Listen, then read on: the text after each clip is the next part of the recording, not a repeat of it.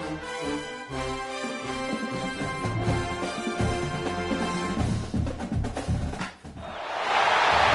quite defines a season like seizing an opportunity. The opportunity that comes when the #1 team in the country comes into your house and you have an opportunity to stake your claim to one of those coveted playoff positions. Welcome to Sooner Nation in Gaylord Family Oklahoma Memorial Stadium.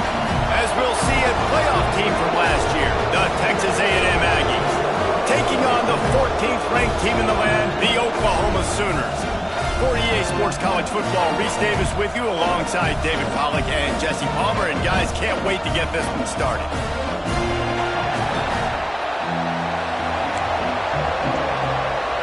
Texas A&M about to boot it away to start this game.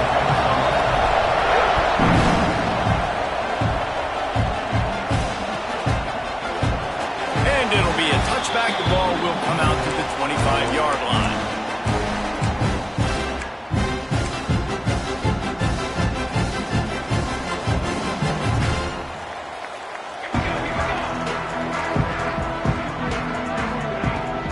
They'll give it to Johnson. Turning it on. Good, solid pickup on that one. They've got it out to the 40, and it's first down. That's a nice run. This guy has it all, doesn't he? He has speed, he has shiftiness, and he has power. The power reminds me of an old, great Sooner running back, Marcus Dupree. Arguably one of the most gifted runners college football has ever seen. A guy that didn't quite pan out at the NFL level because of injuries. This dude has it in him, though, and I'm sure he's reminding a lot of people in the stadium right now of good old Marcus Dupree. Right back to the well. You'll take 4 yards on first down every time, 2nd and 6.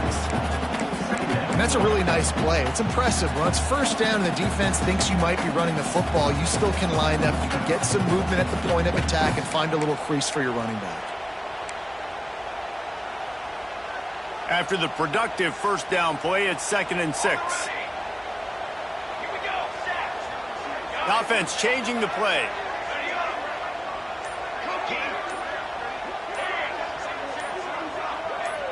Dropping back, it's Mateer.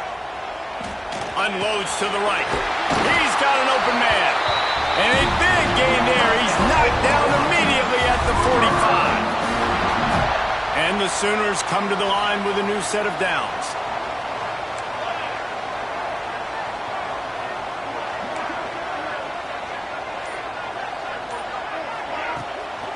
They'll try it over the left side.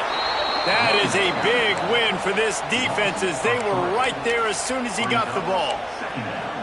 And, man, it's nice to have a guy that is just better than your guys. And no matter what play you call, man, how about him getting in the backfield quick, penetrating, using his quickness, and using his strength to get him to the ground?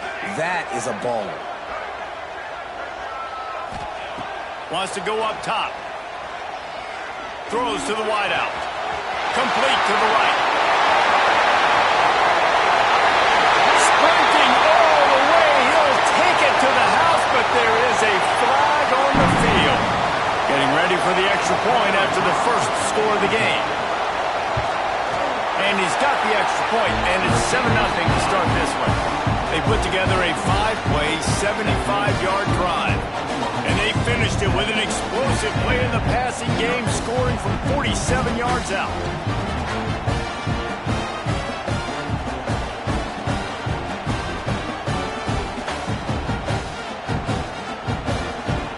Kickoff unit on the field, and this defense will be called on to protect this lead.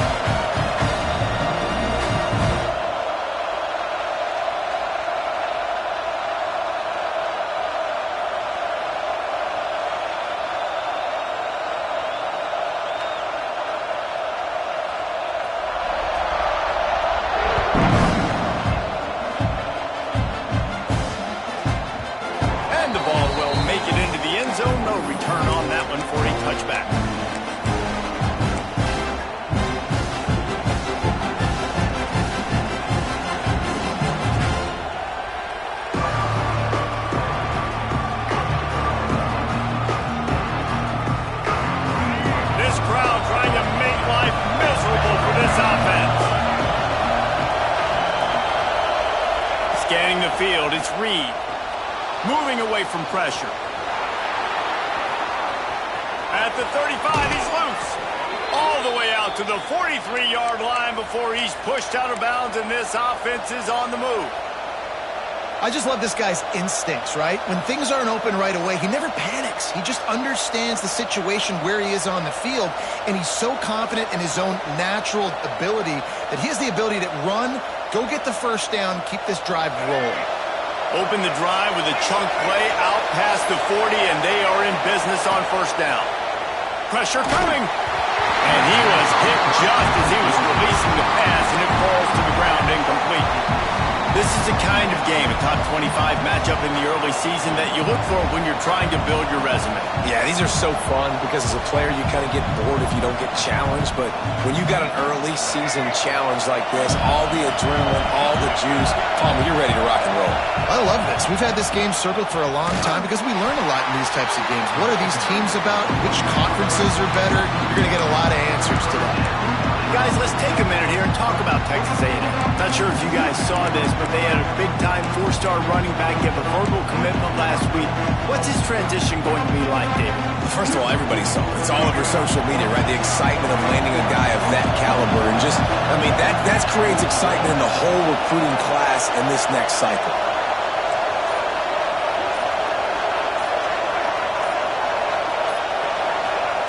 On 3rd and long, he's going to have to throw for it. The sure hands, it's Craven. He's going to come up about 5 yards short of the line to gain. The Aggies send out the punt team to kick it away. First time we've seen their punt team this afternoon.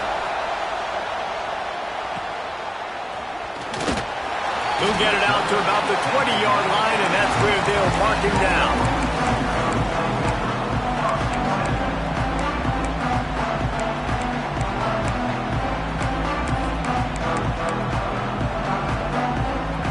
The Oklahoma offense will go back to work.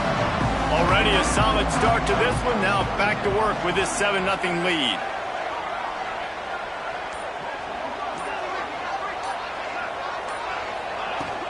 Out of the shotgun, they go to the ground. You want to make play calling easy for an offensive coordinator? Run the ball like that every play. When you can run that on first down and set up a short yardage on second down, it makes play calling easy. Every single call on that sheet is available here on second down. The Sooners with a 2nd and short to keep this drive moving. Quarterback adjusting the pattern.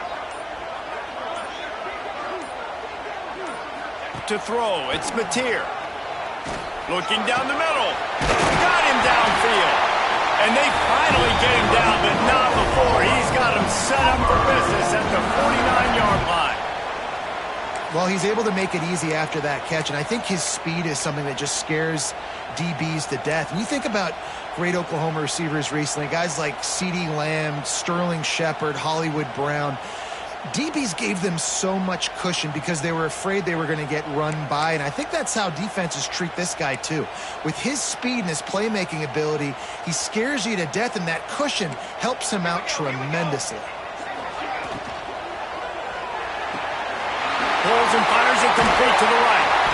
They make the stop, but the sweet throwing catch is plenty to give him a first down. As a head coach, you love to see your quarterback locked in early in games. And in the first drive, leads the offense down to a touchdown, throws a TD pass, and here he is again, making a really good decision and a very accurate throw to pick up that first down.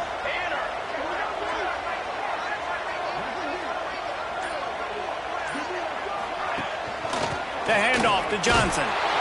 Not a whole lot of room there. 3 yards maybe, 2nd and 7.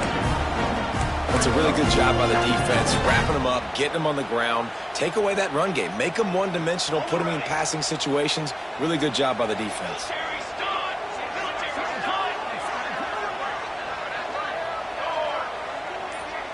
They'll move the wide receiver.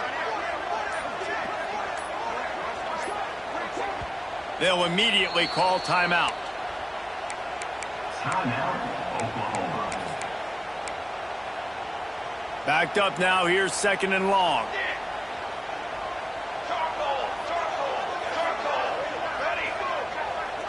They'll move the tight end.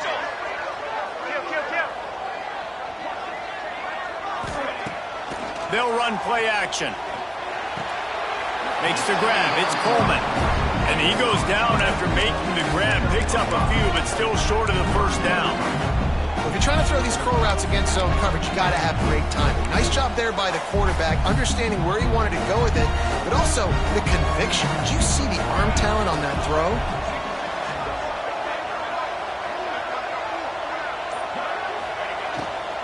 They'll try to power their way ahead. Knocked down in the backfield, and that'll bring up fourth down. Fourth down coming up.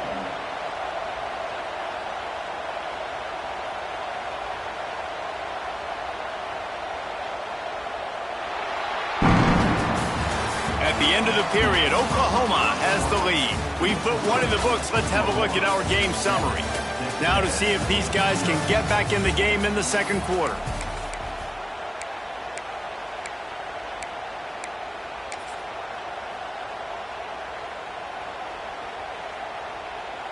They'll take a pass on the 46-yard field goal, try and go for it on fourth down.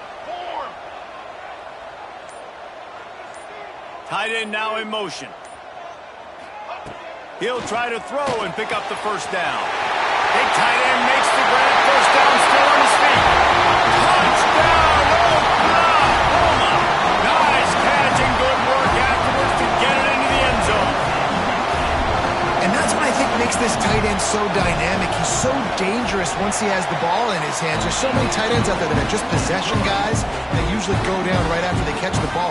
This guy has the ability to, with his speed, to make people miss, and he showed it to you right there on that touchdown catch. No reason to risk trying to field that one as it skips through the end zone. It'll be a touchback.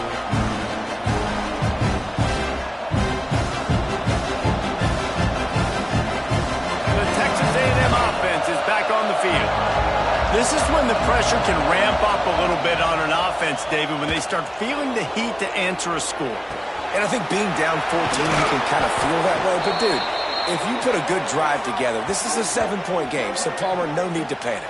I was just going to say, David, I mean, this thing can flip quick. You go down, score, all of a sudden your defense gets a stop, or who knows, better yet, gets a turnover. This game is entirely different. Perfect play call for that big gain to open the drive. Now here they come on 1st and 10. They'll run it. And this one will be stopped for no gain. Guys, let's take a second here and think about Texas A&M.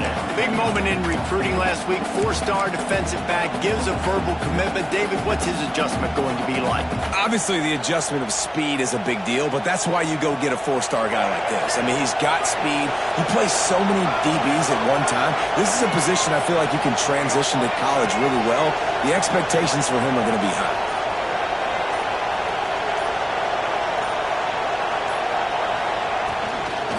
Here they're trying to get it to the edge. Stuffed on back-to-back plays. He got nothing, and now they're looking at 3rd and long. Really nice job by the defense that time, getting a stop. They've been really good so far in this one, shutting this guy down, not letting him break out. You've got the lead. It's tight, though. And you know the opponent is going to keep trying to run it. So can you keep this up here in the second half on defense? That's the question. Looking for a man. It's Reed. Fires downfield. Complete to the right. He'll go out of bounds at the 35-yard line. Big pickup there, and this offense is feeling it.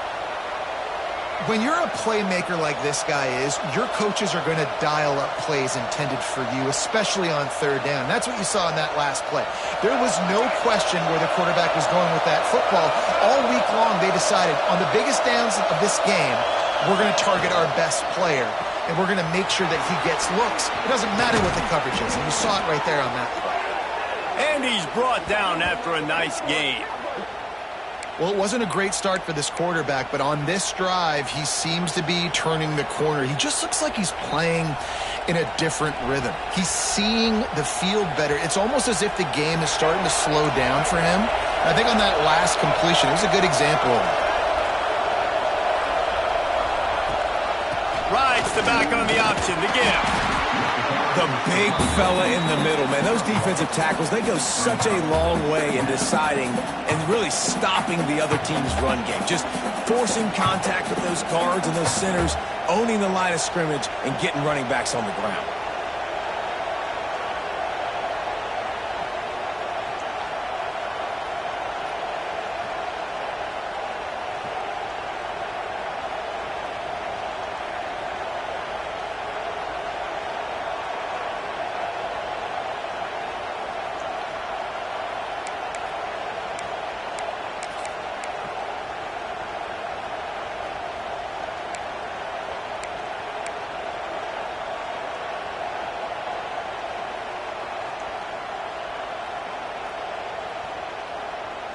Picked up 2 yards on that last one. They need 8 on second down.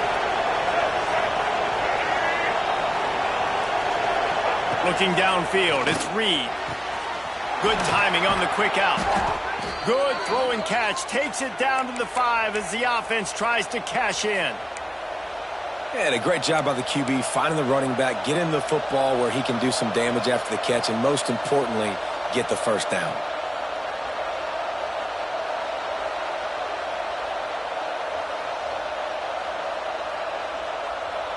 It's first and goal as Texas A&M comes to the line. He's looking to throw. Caught in the backfield, it's Owens. And he was fortunate not to lose yardage on that play, able to wedge it back to the line of scrimmage. Really good defense. You know, you're trying to stay as close as you can to all these targets, and most importantly, those open field tackles and getting them on the ground as soon as they catch it. That's a major deal for defenses, and that was a good example there of it. Picked up some of what they needed on first down. Now it's second and goal from the 5. Looking to fire. Using his feet to buy time. And he runs!